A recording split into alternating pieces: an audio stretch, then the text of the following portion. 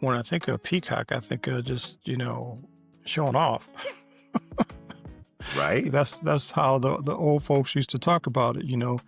You're peacocking, you're showing off, strutting and exposing your feathers, if you will. They always reference somebody who was showing off. I also looked into a few things, and one of the things I looked at was I wanted to know what the top 10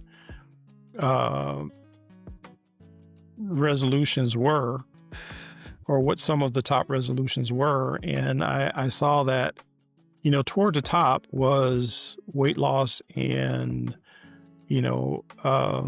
exercise. And then I also wanted to know, what were some of the resolutions that people quit first as they are on this journey of their New Year's resolutions. And surprisingly, or not surprisingly, at the top was weight loss and working out.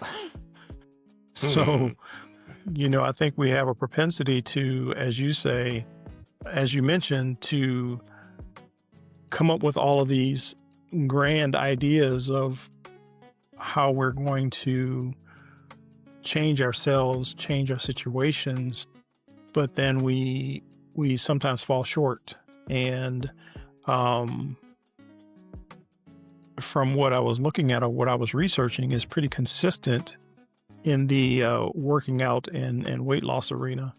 That's one of the main consistent pieces that we seem to fail on. Those were toward the top. I think people get very comfortable where they are. And, to grow, you have to stretch. And stretching is not always comfortable. And so I think that complacency that we put ourselves in, or that area where we live, I think that's really what stops us.